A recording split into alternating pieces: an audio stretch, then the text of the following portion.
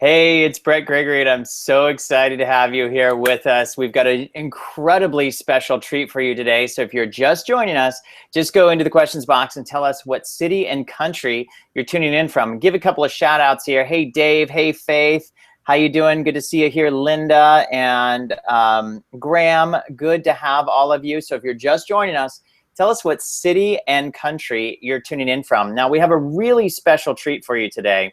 I've been thinking a lot about how you can grow your audience and grow your following. And I was very fortunate enough to recently get introduced to one of the premier experts at helping you become a leader in your niche.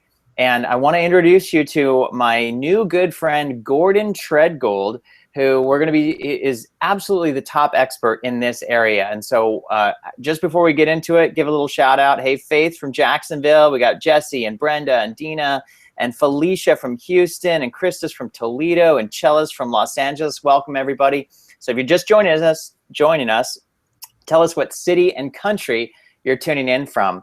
Now, what we're going to be talking about today is how you can become a leader in your niche. Now, I'm very fortunate to be introducing you today to Gordon Treadgold. So I want to tell you a little bit about Gordon and what he's done, what he's been able to accomplish. So after 25 years of hands-on experience leading $100 million projects and running $200 million for Fortune 100 companies, Gordon decided that it was his true passion to help others become more successful. And he started to speak, write, and coach on leadership.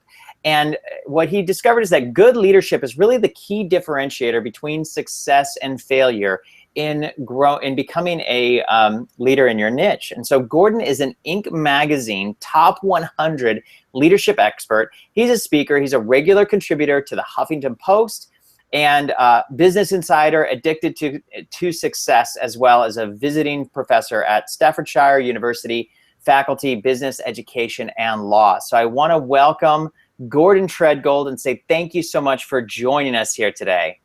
Thank you for having me. My pleasure. Oh man, this is absolutely awesome. So we've got people from all over the world. So we've got Aura from Israel, Nomi from San Diego, Linda's from Las Vegas, Belle's from North Wales, Kevin's from Waterloo, Canada. So I love that we have this global audience, and you have something really unique to share. So why don't you just give us a little bit about what it is that we're going to learn today that you are going to be teaching us. So I just want to talk about some of the steps that I went through to build a. Well, I was recognized last week as one of the top 241 influencers on new media, which was a surprise to me. But I want to just talk about some of the things that I did to achieve that. About creating the content, building the audience, sharing it, and then using your passion and redefining what you think of as possible. So those are some of the things that I wanted to talk about. Awesome. So let's just jump right into it. I mean, first, tell us a little bit about how you got started building such a large following. And actually, let me just take a little step back, because I want to make sure that everybody knows a little bit about the level of visibility you've been able to attain for yourself. Yeah. So can you just talk, and don't worry, this isn't bragging, but you've got a lot of Twitter followers, you've got your names out on some big publications. Can you just tick off a few of those items, and then we can talk a little bit about how you got there, and then we can see how people who are listening and tuning in can do some of the same for themselves. Yeah, absolutely. So I have 280,000 followers on Facebook. I have Awesome. I have 178,000 on Twitter, and that 178,000 on Twitter, I tweet a ridiculous amount, over 100 times a day, and that generates 5 million views per month and 25,000 profile visits a month. So it's not just about the followers, it's about having the engagement as well. It's easy. People can go out and buy followers, but those people don't exist. Sure.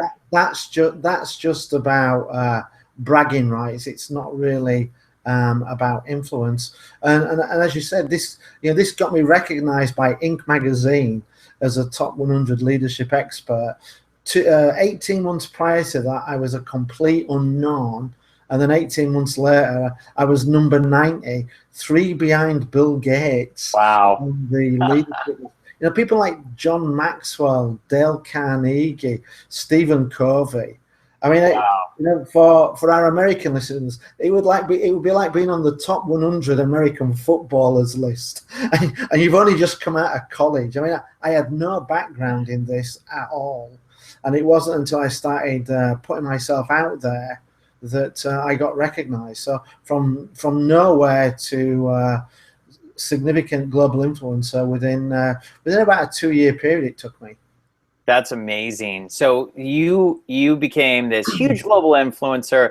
You did it in just 2 years. So Yeah. tell us, for some of our listeners who are just hearing about you for your first time and this amazing success, 280,000 Facebook followers, 170,000 Twitter followers. How did you do it?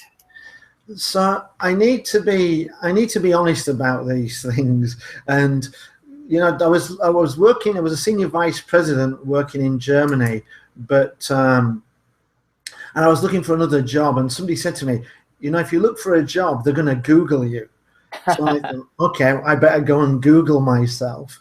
And bizarrely, even though my name isn't that strange, Gordon Treadgold, I'm actually the only Gordon Treadgold in the world. So in the world? You're kidding. So when I Googled me, I got lots of white space. You can find him in white pages. He spoke at a conference in 1997, and that was about it. And there was nothing else.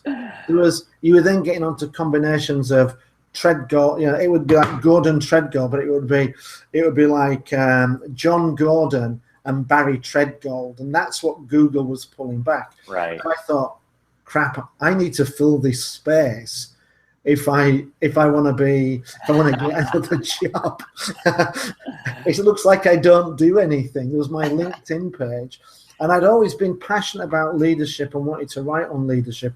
So I thought, okay, why don't I start my leadership blog? And then when people are going to Google me, they'll definitely find that, and it'll look really good because I'm after a leadership position and I have a leadership blog. So tell us what is your leadership blog in case somebody wants to take a look at it. Well, it's now on I started back then 3 years ago with leadershipprinciples.com, but we've now put the blog on gordontreadgold.com/blog. So that's where the blog is. So I started writing the blog, and within 3 months, Evan Carmichael, who does a lot of ranking of experts online, actually selected my blog, much to my surprise, as one of the top 50 blogs to follow on social media. So that was a big boost. That got me, instead of writing 3 times a week, now I'm writing 4 times a week. Wow. And I wasn't getting a lot of traffic, and my son Dan was in his second year of university, and he's a music student. And at that time he was doing country blues, rock. And I said to him, why don't we build you a Facebook following? And like every teenager, he was like, Dad, just step away from the PC. leave it alone. I don't need any help. When I'm ready to be out there, you can come and help me. But until then, don't do anything. So I thought, okay. And if I could just jump in, Belle has a great question. She says, do you think every business should be blogging? That's a great question. Absolutely. Why? Because it allows you to put across a different view rather than just these are our products, this is what we do well. It allows people to get to know you and understand a little bit more about you. But I think there's something important to what you just said, because a lot of times people think, oh, blogging, I'm basically just going to be writing about selling my products. And that's not what you're talking about. No, I think, so I talk about leadership, and when I talk about leadership, if I read a good book, Ken Blanchard's Gung Ho, all right, this is a great book. You need to go out and read it. So I'm selling leadership. I'm not selling me. I'm selling leadership. But the fact that it's me that's selling leadership, I still get the credit for that. So companies, even if they're, let's just say you're a Toyota, you could just write about SUVs. It wouldn't need to be the Toyota Land Cruiser or the Toyota RAV4 or whatever. You could just talk about how good SUVs are, how good they are for the hockey trip, anything. But don't sell your product, sell the concept. Well, Belle just wrote, the one who asked the question about should she be blogging. She's in the funeral industry. So what should she be writing about? Absolutely. Yeah, but why not? Why not? So one of the things I coach people when I talk with them about is that if I was doing something like blogging on funerals, funerals are a sad thing, but your blog doesn't necessarily have to be that. Why not write about you could write about an article about what would you like your funeral to be in your ideal world? How would you like your funeral to be? What are the top 5 places you'd like to be buried? Do you want your ashes sprinkled on Fenway Park or at Madison Square Garden? Do you want to be buried at sea? Or what movie had a funeral in it that really made you think about something? So you can talk in and around the topic. You don't necessarily have to talk about, these are our funeral services and this is the colour of our caskets and we buried Bob on Tuesday and it was really good. So do you have any kind of a specific formula for people to come up with good blog topics that are going to generate engagement and interest? So yeah, there's a couple of things I would say. So let me just step back. One of the things that stopped me from blogging, I don't know if your listeners have picked up, but I'm actually English. No. I hope the accent was a clue. And one of the things that stopped me blogging at the start was because I come from the land of Dickens and Shakespeare. And my image of writing was Dickens and Shakespeare and Chaucer. I can't do that. I can't write like them. Ergo, I can't write. So first thing to remember is, if you can write it down, you can write. Don't think that there's any predefined formula. Whatever you write, if you're writing from the heart, and that's the real thing, you want to be writing about your passion with passion, putting it in words that are going to engage people and touch them. That's the way to go. Don't get some preconceived idea of what a blog is. I mean, there are people that will give you a formula of, start with a good opening, do the introduction, state the problem, state the solution, and a conclusion. And those are fine, but I would suggest to people, find your own formula. I certainly didn't. I certainly didn't cling to any formula. And then the other thing is for everything, once you start thinking about your passion, I'll be watching a movie and I think, ooh, there was a leadership moment in there, and I'll write an article on it. Or I'll listen to a song and I think, yeah, there was a bit there. Okay, well, that's actually a bit of a formula, because I would, at least what I took from the question was more about the topic as opposed to the structure. So for Nomi asks, I've been doing a newsletter for years, or forever, but when I try to get my readers to click see the rest, they don't. So what suggestions would you have for Nomi there? So again, I don't think that's about the structure of the content itself. I think it's more about the subject, the story, the hook, what's going to, and how do they come up with something that's going to be interesting enough, a topic that's going to be interesting enough for the readers? That's the $64,000 question. Well, actually, I mean, you answered it. You said, oh, I was watching a movie and I got inspired. I was reading a book and I got inspired. Yeah, so I think what you have to do is if the topic doesn't excite you, why would it excite somebody else? That's a good point. And I think there's nothing new. Everything we're going to write has already been written previously. So we have to find a different way of writing it. Mm-hmm. Okay, so I do like that. What you just said is, if it doesn't excite you, it's not going to excite anybody else. So when you're thinking about writing your next blog, you're looking for inspiration. Maybe you see a concept in a movie that excites you. That could be a great concept for a blog. Maybe it's a concept in a book or in an article or a conversation that you were having. You know, do you keep a little notepad with you and kind of write these topics down and say, I'm gonna blog about this? I should, but I don't. You're killing me, Gordon.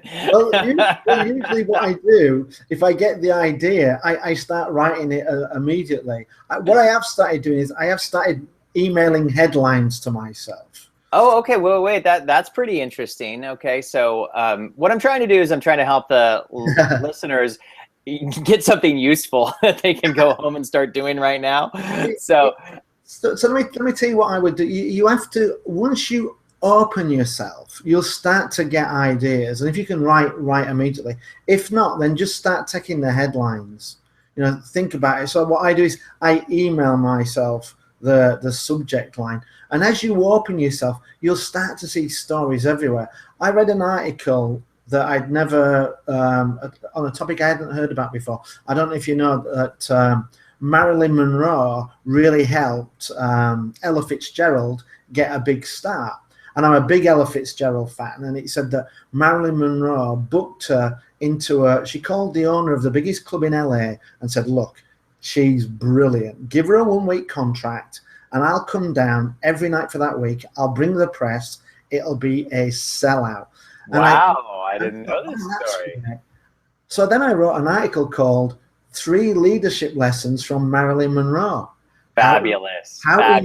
How to use your influence, how to nurture talent, and how to be committed, because, you know, she said she was going to come for 7 nights, and she came for 7 nights. So, you know, how many other people have written leadership articles about Marilyn Monroe? If you see that, you're probably going to think, seriously? Click on that and get reading.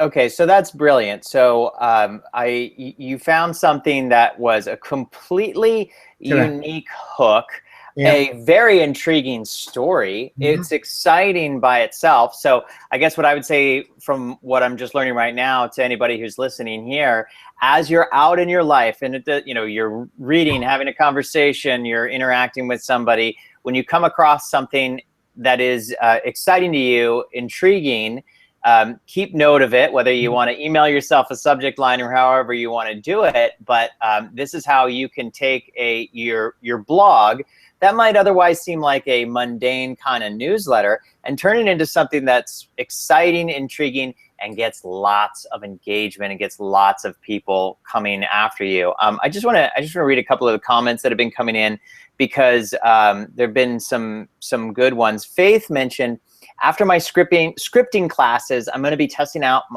closing my blogs with a question to encourage participation. So let me ask you, do you do something like that, Gordon, to encourage participation for your blog readers? Yeah, I do. I wrote an article 2 days ago called "The Worst Boss I Ever Had." I definitely want to read that. And then at the end of it, I asked people, so, you know, what was the worst boss that you ever had, and how did he make you feel, and how did you handle the situation?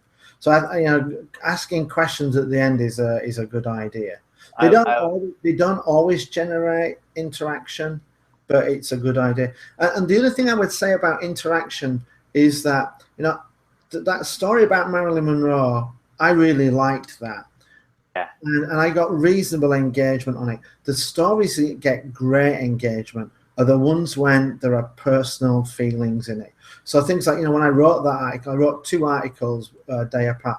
One was called "The Best Boss I Ever Had," good engagement, and then the one called "The Worst Boss I Ever Had," where I really said, you know, this is how bad he made me feel. I didn't want to go to work. I hated the guy, and I really poured out, you know, how I felt about it. That got 10 times more engagement than a story about how to be a good boss. Yeah, and I love that. I'm reading a book right now by the author is Annette Simmons. And it's called "Whoever Tells the Best Story Wins." Yeah. And it just made me, what you just said just made me think about that. And it's really amazing the power of story and what it does into people's engagement and interactions and how it influences people. And you are incredibly prolific, at least by my standards. So you write, is it 4 blogs a week? Is that right? 4 to 5 a week, yeah. Wow. So, I mean, to me, that sounds overwhelming, but you, you are really good at it. You do it in a kind of like a state of flow. So I'm a little bit in awe about how prolific you are. Can you just talk a little bit about how you're able to get a blog out pretty much every day, and that's gotten you into the Huffington Post and Inc. magazine and some, you know, pretty astounding results? Yeah, so within 3 years, I've written 850 articles. Wow, that's amazing. And these vary from they're between about 400 and 800 words, so not long essays. I speak as I write, so it's very simple, very clear. And you know, I love sport. I love movies. I'm a very outgoing person, so I'll watch things. So you know, things will just strike me, and I think, oh, that's a great idea for a blog. I wrote one I think it was last Monday, 5 leadership lessons from Peyton Manning. Peyton Manning retired, and everybody was saying what a good leader he was. And you know, as I was listening to it, for me, it was, you know, the things that really came on about his leadership for me was how he holds himself to such a high standard that it allows him to hold everybody else to a high standard. So I thought, yep, there's an article in there, and I just wrote 450 words. And if you're passionate about something, you cannot write the words as quickly as they're coming out. You know, it used to takes me about, you know, I do have those mornings where I get up and it's like, yeah, I've no clue. I've no clue what to. No, today I'm stuck. But you know, a lot of times I'll see a movie and I'll try and keep a backlog. You know, as I say, you know, email myself headers. But if I get stuck, what I'll do is I'll just go and Google things like, you know, leadership questions, and I'll see some question that was asked of somebody, and I'll think, okay, what would my answer to that be? And then I'll start writing it down. And as you start to open your mind to, you know, thinking, you know, leadership and Marilyn Monroe, leadership and Peyton Manning, you know, you start to see stories everywhere. And you know, when I coach people, I tell them, you know, I had a friend who she blogged on real estate, and she said to me, you know, I don't have any idea for an article today. And I said, okay, House of the Rising Sun. What do you think the House of the Rising Sun would look like? How much would that go for? You know, give me the bio of the House of the Rising Sun. And she was like, oh yeah, I could do that. Well, it's in New Orleans. And she went away and started writing. So, you know, just start, you know, if you get stuck, think about, you know, a favorite song, a movie, a friend, a situation, TV, a person. You know, how many people who know nothing about leadership could now write a blog on 5 things I learned from Donald Trump that you should not do as a leader? Oh my goodness, great. So it's just about tapping into it, you know, finding something. If something drives you crazy, there's a blog in there. Absolutely. If something makes you happy, no doubt about that. There's a blog in there. So let me ask you a quick question. This was inspired by Jay's question asking, do you have any ideas on how to get others to write on your blog? Do you just purely write your own content for your own blog, or do you ever have other people write on your blog? So when I first started, it was just me. And then what I did was I started to reach out and write on other people's blogs and look to try and do an exchange. You know, the more backlinks you've got to other blogs, so I would do that. But now, you know, I'm getting 2 or 3 requests a week for people to write on my blog. Oh, that's fabulous. So let's, on that note, now let's talk about, how did you get to be a regular contributor on the Huffington Post, the, you know, largest blog in the world, and Inc. magazine? Well, first of all, what you can do today, anybody can go and email Arianna Huffington with a pitch. Anybody can do it for Addicted to Success. but you're not gonna get in. It's like, it's like trying to go and get in a tryout at a football team. You've at least got to have played in college. So you need to have built a good lot of blogs of your own. Maybe only 30 or 40 would be enough. Write on somebody else's blog if you can, and create some good examples of your work. You need to have some kind of following. So build a following, and then you go and attack things like Huffington Post and Addicted to Success. And I would start with some of the smaller outlets, get on those. So what I did was I approached Addicted to Success first. Once I was on that, I was able to then write to Huffington Post and say I'd been in Addicted to Success.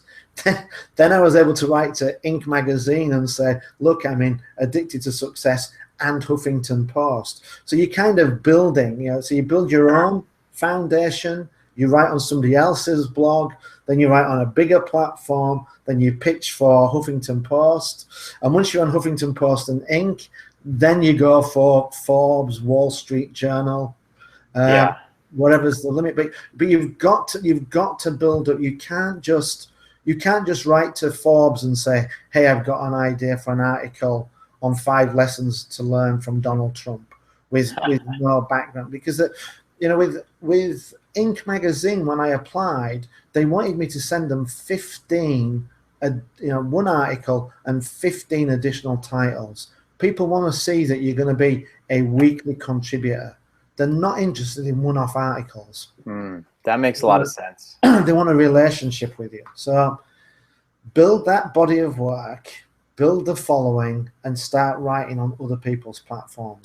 Okay, so it is certainly very easy to approach the smaller publications. You mentioned Addicted to Success. That's the word addicted, the number 2, success.com. You can go and check it out. I put the link in the questions there. And so you could basically stair-step your way up to the Huffington Post, the Inc. magazines of the world, and then even beyond. And I really like that.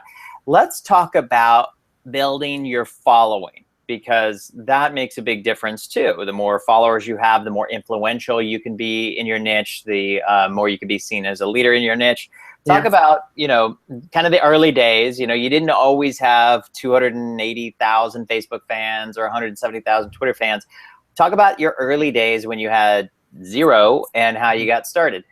So as I say, I started because I wanted to teach my son how to do it. I actually didn't do it with an intention of ending up where I am. And I started on Facebook. I started because what I was doing was I was writing the blog. I'm sure there's at least one other person on here. You write a blog, you post it, and then you're hitting refresh, looking to see whether people have read it. And I wasn't getting enough people reading it. So I thought, okay, what can I do? And I started sharing it on Facebook. I started sharing it with friends. And then I started, I created a Facebook fan page, and I started posting on there because I think my friends were getting fed up of me posting blogs every 5 days. And then I started boosting blogs, and I started boosting the page. And it cost me about, at that time, it was about $5 to share it with more people. And the way Facebook does it, it was sharing it with people interested in leadership, and then the friends of my followers. And what I found when I did that was I wasn't getting, I was living in Germany at the time, and I wasn't getting a lot of traction in the US, even though everything was English, in English. I was getting a lot of traction in the Middle East because they were going through the Arab Spring. They were hungry for leadership. And my following started growing like crazy over there. And I thought, okay, if the goal is to have a big following, does it matter whether they're Americans, English, Egyptians, Indians? And what I started to do was I started to market where I was getting the best return. And once I started doing that, as I say, I could spend $5 and get 2 additional fans from the US. That same $5 was generating me 500 800 followers in Egypt and India. So I grew the following there and then started sharing the blogs with them. And that was good. But then Facebook wants you to, once you've built it, Facebook wants you to pay them to share content with your audience. Right. So then I started going onto Twitter, and I started building on Twitter. And building a following is a deliberate process. It has to be strategic. You need to do it every day, and you need to be deliberate about who you're going after. And what I did was I followed people who followed people that were interested in my niche. So if people followed John Maxwell, I would follow those people. You know, there's no point in me following the followers of Justin Bieber. That's not going to get a lot of conversion for me. And you know, doing that, I was able to follow around on Twitter. You're allowed to follow about 1,000 people a day. I followed about 500 a day, and it allowed me to build up a following of 70,000 in just 7 months. Wow, so that was your Twitter strategy to get lots of Twitter followers. Yeah, just follow people who are following people in my niche. So let's get into that strategy just a little bit more. So because I've heard of a ton of different kinds of strategies about how to get lots and lots of Twitter followers. You've done it very, very successfully. And so specifically, you go and you say you want to get a lot of followers of a specific type. So you would find one person who has a lot of followers, like, and just give me one more example, like you just mentioned, people who follow Forbes. So Mark Cuban, you want to be an entrepreneur, you're going to write for entrepreneurs, then maybe you'd go and follow the people that follow Mark Cuban. Although you might end up with Dallas Maverick supporters. But there's a tool called Clear, KLEAR.com, and you can use that tool, and there's actually a tab called influencers, and then you can select a specific topic: leadership, social media, entrepreneur, music. That's KLEAR.com. Yeah, it used to be Twitterland, but it's now clear.com, KLEAR. And for the free version, you can look at influencers, select a topic, and it will tell you who are the top 10 influencers. So if you're a blues musician, put in blues music, see who comes up, and then follow the people that follow them. And now, again, with Twitter, when you're going to follow people that are in that specific niche, and so, you know, let's say it's Mark Cuban, because you want to get lots of entrepreneurs as followers, there has to, you have to maintain some sort of ratio in terms of people you follow to other people who follow you. How does that work? Well, there's a limit of 5,000. So you can just keep following people. But the people that don't follow you back after 3 months, just clean them out. So you kind of, if after a month somebody hasn't followed you, either one, they're not active on Twitter, in which case it's a waste of a follow, or they're not interested, in which case pull them off and then start following additional people. And so is that, is there a way to automate that? Is that like unfollow.com? I've seen something like that. There is that, but you know, for some of these things, there's limits to how many people you can follow and unfollow. And to unfollow 200 people probably takes a minute. Okay. So, you know, you just go in, list the people who I follow that don't follow back, and then just click, click, click, click, click. You know, you're just tapping away, tap 200 times, and it's done. But there are tools that can do that. I used Managed Flitter for a while. That's a very good tool. What I like about Managed Flitter, so that's the word manage and then FLITTER. With Managed Flitter, you can actually automate the following as well. So you can go in, but you need to do the paid version for that. And what you can do is you can actually go in. So let's say we go in and follow somebody like Mark Cuban, and you say, okay, give me a list of the people who follow Mark Cuban that I'm not following, that are not following me. And then there's some other options you can do, things like active, and it will only pull back those people who've tweeted once in the last 30 days. Because if they haven't tweeted in the last 30 days, they're not, we're not doing this out of ego to just get a high number, because you could go and buy 1 million.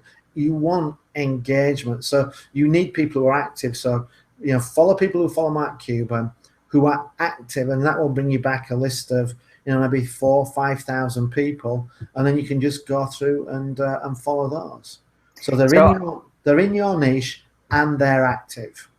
So I want to switch gears a little bit, because one of the things that you're really good at with your Twitter, you do tons and tons of tweets, and part of having all those tweets is having content. Yeah. And I just want to go back to one of the comments, and I'm sorry, I can't remember who wrote this one in the comments, but somebody wrote that it takes me forever to write a blog, and I'm in that particular camp.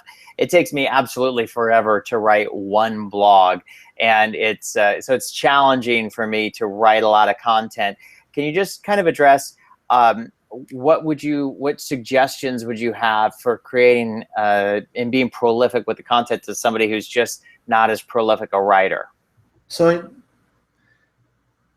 there's video, audio, and written. You could produce content in either of those. You could go and do a 2-minute podcast, your 1-minute thought of the week. You could do one of those every single day, thoughts on Monday, wacky Wednesday, mindful Mondays. I don't know, but you could just go and either create a short video that you can record on your iPhone, or you could go and create a podcast, record the audio, or you can write a blog. Or what you can do is you can use something like Drag and Dictate, where 2 minutes of talking is a 500, 800 word blog. So just talk for 2 minutes, and it's written for you, and then you just go in and edit it, and you just post it. So anything like that's content. And what I do is I tweet a lot of quotes, and there's a great tool called Tweet Jukebox that's actually already got quotes already available within it. You can go, the internet is full of material. The material you tweet does not have to be your material, not 100%. So I tweet leadership quotes. That's probably about 50 to 60% of what I tweet. People like that. Not everybody wants to read a blog. But what I do is, within that, 20 to 25% is my content. Yeah.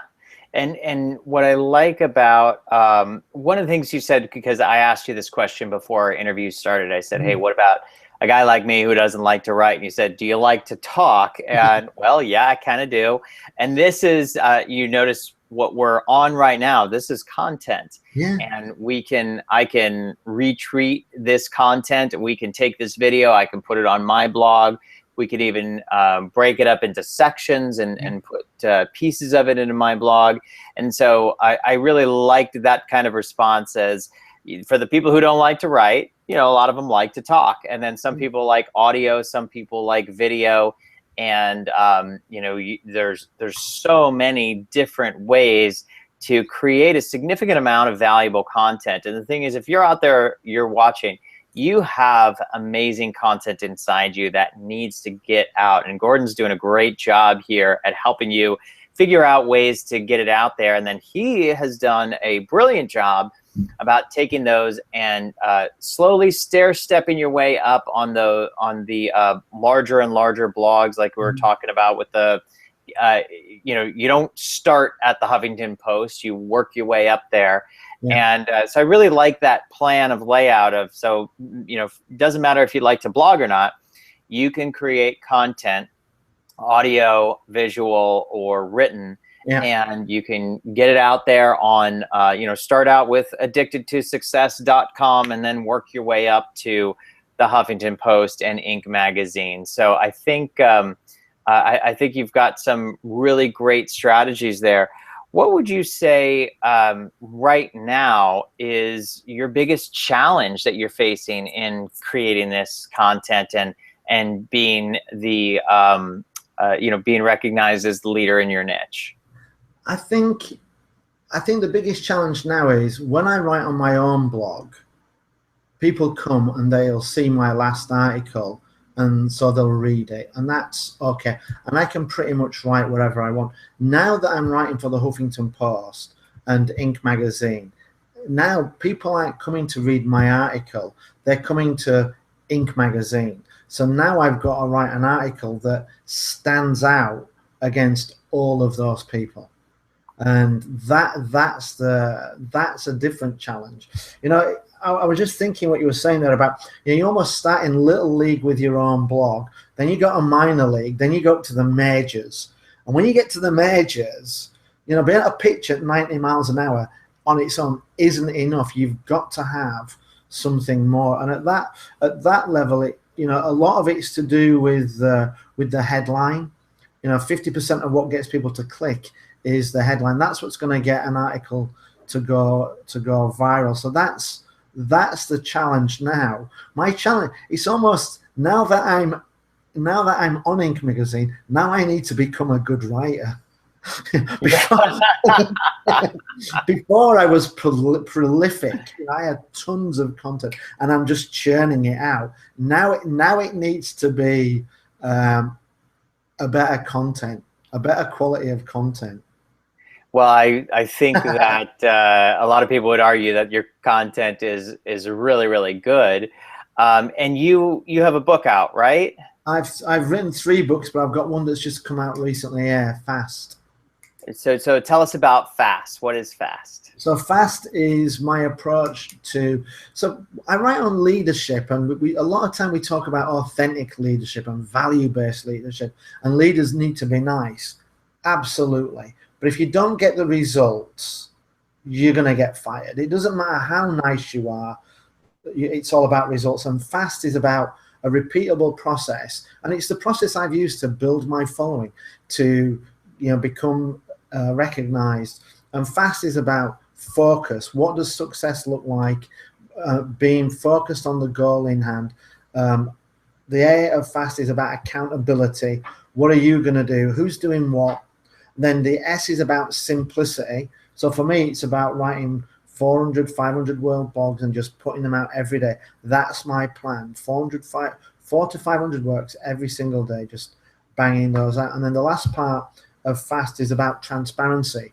And transparency is about measurement, recording and tracking your progress so that you can see whether something's working or not. If it is, great, a little celebration. If not, change the approach. And I developed Fast based on my background in leading programs and projects. And we failed because of a lack of focus, accountability, simplicity, and transparency. And now that's kind of my mantra in everything I do. You know, what's the goal? What does success look like? Who's involved? Have we kept it simple? And can we measure our progress? And if you do those 4 things, boom, success will be yours. That's I love the simplicity aspect of that, and I think it's really easy to get lost when you're trying to create all this content. It's really easy to get stuck on you know, trying to figure out what can you do. So what would you say if you're giving some advice to the people who are watching? What would you say is your or what advice would you say to somebody that is getting started and they're really trying to build up their blog and they're really trying to build up their following? So I was asked by somebody about 2 days ago, and they were talking to me about their blog and they wanted to get their branding, and they were going to wait 3 weeks because they wanted to get the images right and they weren't sure about whether it should be WordPress. You know what? Just start. I love that. Keep it simple. You know, when I started, I have a background in IT, but I just got the simplest WordPress blog. I took a standard template, I used their image, and I started writing. Because if you can't write, it doesn't matter how good your branding is. So start writing, be persistent, and be consistent.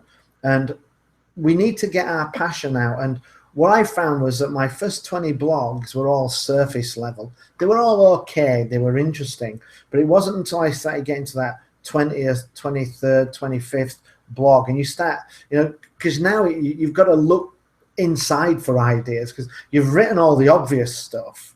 Now what else do you write? And that's when you start to get, your passion starts to come out. So start, be persistent, be consistent, and tap into your passion.